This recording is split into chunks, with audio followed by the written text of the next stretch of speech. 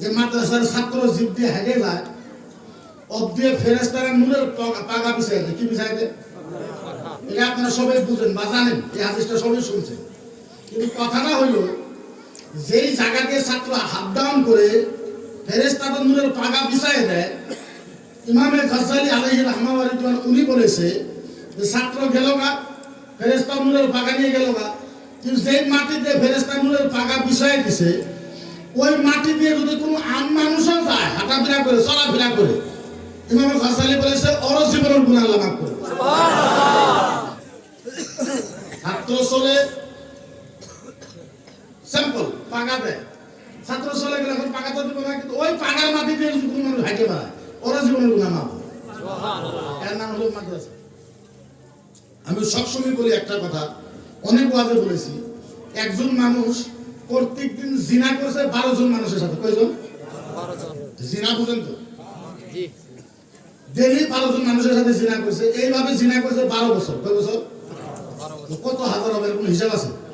হিসাব তো নাই। সব মুফতির গেছে, হুজুর ফতোয়া দেন আমার গুনাহ আল্লাহ মাফ করবে না। মুফতি বলে এত গুনাহ করছে আল্লাহ তোমার গুনাহ মাফ করবে না। তুমি একটা মানুষ হলে নাকি তুমি জানো 12 বছর লাগাতার জিনা করেছো, তাও প্রত্যেকদিন 12 জন মানুষের সাথে। ভালো মুহাদ্দিসের কাছে গেছে, মুফাসসিরের কাছে গেছে, মুহাক্কিকের কাছে গেছে, মুসান্নিফের কাছে গেছে, পীর সাহেবের কাছে গেছে, সব ভাগায় দিয়েছে। লাস্টে উপায় নাই, আল্লাহর ওলি ইমাম হাজার আসকালানি, বিরাট বড় আল্লাহর ওলি ছিল, ইমাম হাজার আসকালানি ওনার কাছে গেছে, হুজুর আমার গুনাহ মাফ হলো, আমি 12 বছর জিনা করছি ডেইলি 12টা মানুষের সাথে। উনি বলেছে আলেমেরা কি বলেছে, হুজুর সবাই খেয়ে দিয়েছে আমার গুনাহ মাফ হলো। বলে সমস্ত আলেমের তওবা করা হবে। বলে কেন? বলে মাফ করে দেওয়া হয়েছে আল্লাহ, আল্লাহ হয়েছে গাফফার। এরকম পৃথিবীর ভিতরে কোনো গুনাহ নাই সেই গুনাহ আল্লাহ মাফ না করে। পৃথিবীর ভিতরে এরকম কোনো গুনাহ নাই সেই গুনাহ আল্লাহ মাফ না করে। কিন্তু একটা কথা বাবা শোনো, তুমি তওবা নসুহা করো আর আবার মনে করো ওল হাজার লিকানা বাইতিহি রাসূলুল্লাহ, ওই যে দেখো পাহাড়ের উপরে একটা মাদ্রাসা, ইমাম হাজার আসকালানি বলে ওই যে দেখো ওই যে পাহাড়ের উপরে একটা মাদ্রাসা, আমার মনে কর এই মাদ্রাসায় তুমি 40 দিন ঝাড়ু দাও। কি দাও? ঝাড়ু দাও। 40 দিন এই মাদ্রাসায় ঝাড়ু দিবা। দেওয়ার পর ওই মাদ্রাসার সামনে একটা মরা গাছ আছে, ওই গাছের উপরে তুমি পানি দাও। উনি গেছে যায় ওই মাদ্রাসায় 39 দিন ঝাড়ু দিছে। 39 দিন ঝাড়ু দেওয়ার পরে ওই গাছের উপরে পানি দেয়। 40 দিনের দিন ওই গাছটা মরা গাছটা চিন্তা হয়ে গেছে। ইমাম হাজার আসকালানি মুখে গেছে, হুজুর 40 দিন হয়ে গেলে গাছটা তো চিন্তা হয়ে গেছে। তখন ইমাম হাজার আসকালানি আল্লাহর ওলি বলছে, বাবা কিতাবের ভিতরে পাওয়া যায় আমরতুল মাউতা সাজার ওয়াল হায়া লিকানা সাদার মান হুয়া ফাকিরিল্লাহি তাআলা। সুবহানাল্লাহ বলেন না? সুবহানাল্লাহ। ইমাম হাজার আসকালানি বলল, বাবা যেই মানুষটা মরা গাছকে জিন্দা করে উনি খালি গুনাহ মাফ হয় না, যেই মানুষটা মরা গাছকে জিন্দা করে ও আল্লাহর ওলি হয়ে যায়। সুবহানাল্লাহ। তোমার গুনাহ খালি মাফ হয় নাই, তুমি মাদ্রাসায় ঝাড়ু দেওয়ার জন্য তুমি এবং আল্লাহর ওলি হয়ে গেছো। সুবহানাল্লাহ। এটা হলো মাদ্রাসার ইম্পর্টেন্স। আচ্ছা আচ্ছা উপরে এসে ওখান থেকে সামনে থেকে। এটা হলো মাদ্রাসা। মাদ্রাসা সম্পর্কে বুঝাবার পারা ক্ষমতা আমার আপনাদের কাছে নাই। আল্লাহ নবী সাল্লাল্লাহু আলাইহি সাল্লাম বলেছেন তলাবুল ইলমি সাআতান। তলাবুল ইলমি তালেবা বুঝেন তো? তালেবা ছাত্রকে বলা হয়। আল্লাহ নবী হাদিসে বলেছেন তলাবুল ইলমি সাআতান।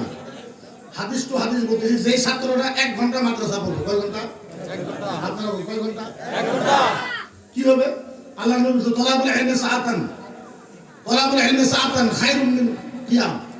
আরেকজন মানুষ একদিন এক রাত আল্লাহর কাবা ঘরে বসে ইবাদত করবে। কোন কাবা ঘর করায়? কাবা ঘরে, আল্লাহর কাবা ঘরে একজন মানুষ, সে হাজী সাহেব বাহিনী সভাপতি সাহেব, একদিন এক রাত আল্লাহর কাবা ঘরে বসে নামাজ পড়ে ইবাদত করে আল্লাহর কাছে কান্নাকাটা করবে। আরেকজন মাদ্রাসা ছাত্র এই মাদ্রাসায় 1 ঘন্টা কোরআন পড়বে।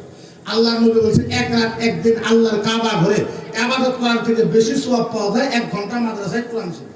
সুবহানাল্লাহ। ওয়াতলাবুল ইলমি ইয়াওমান, ওয়াতলাবুল ইলমি ইয়াওমান, যে ছাত্ররা একদিন মাদ্রাসায় কোরআন শিখবে কয়দিন? ওয়াতলাবুল ইলমি ইয়াওমান খায়রুম মিনাস সিয়াম সালাসাত আশহুর।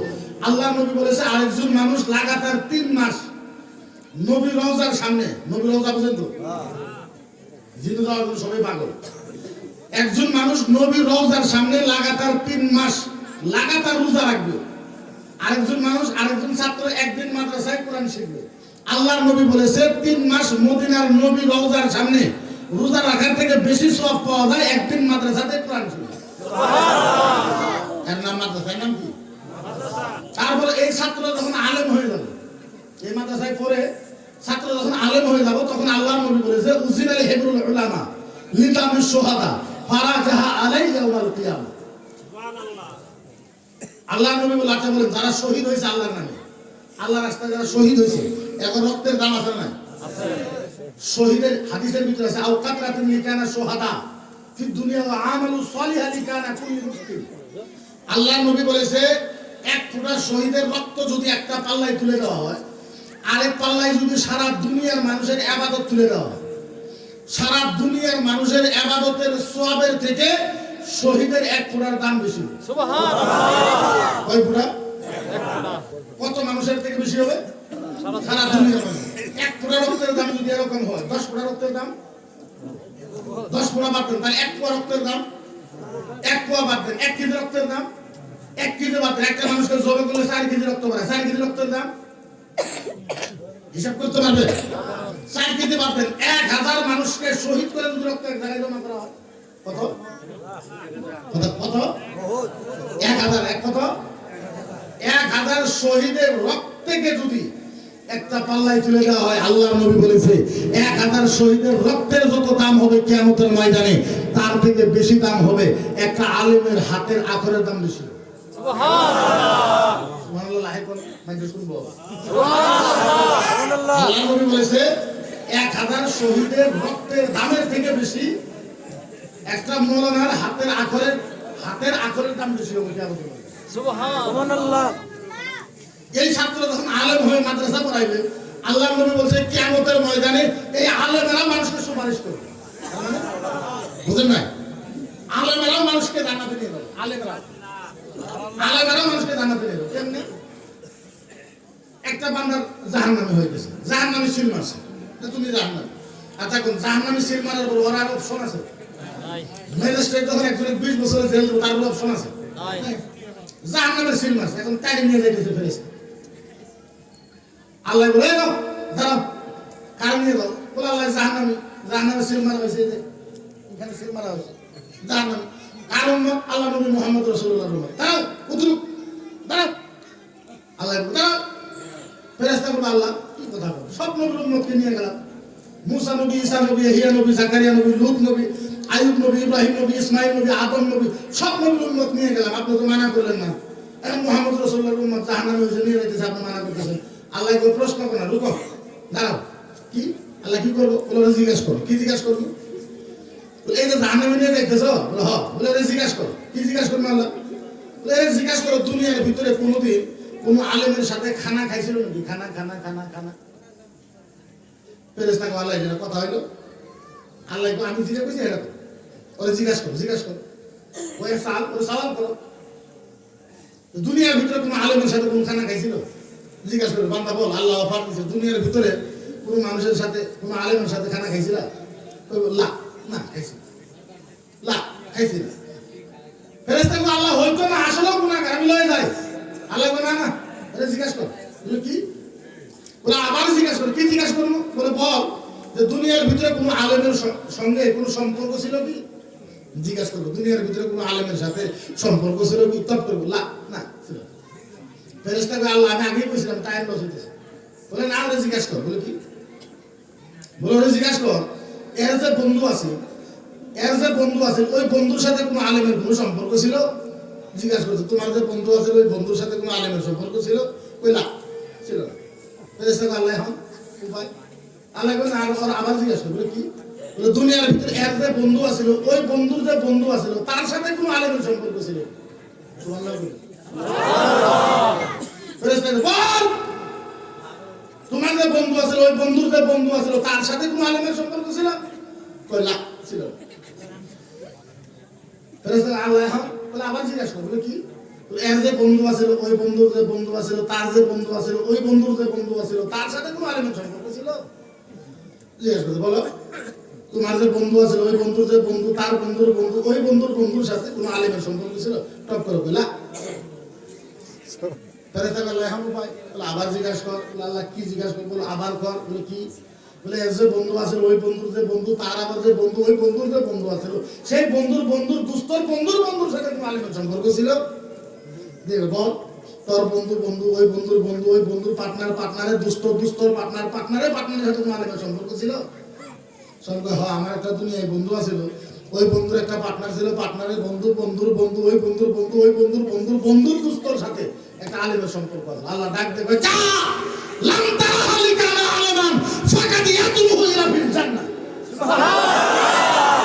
আল্লাহ কয়, ফেরেশতা শোন, ওই বন্ধুর খাতিরে, আলেমের ভালোবাসার খাতিরে আমি আল্লাহ ওর খুশি করে গুনাহ মাফ করে দেন। এটা হলো মাদ্রাসা, এটা হলো আলেম, এটা হলো ওলামা, এটা হলো সম্পর্ক। এর থেকে বেশি বড় কথা আমার কাছে আপনাদের শোনাবার জন্য নাই। একটা কথা আমি বলতে পারবো মাসলার কথা মুফতি হিসাবে। আমার উস্তাদ হুজুর তাজুল শরিয়া আখতার আদা কাজী ভারতের সবচেয়ে বড় মুফতি আছেন, ভারতের যিনি সবচেয়ে বড় মুফতি আছেন, উনি কইছে যে শোনো তোমরা আন্দোলন করে যে সময় কইছে, শোনো 1000 মসজিদ তুললে যত সওয়াব হয় তার থেকে একটা মাদ্রাসা তুললে বেশি সওয়াব। সুবহানাল্লাহ। 1000 মসজিদ তুললে যত সওয়াব হয় তার থেকে বেশি সওয়াব হয় একটা মাদ্রাসা তুললে।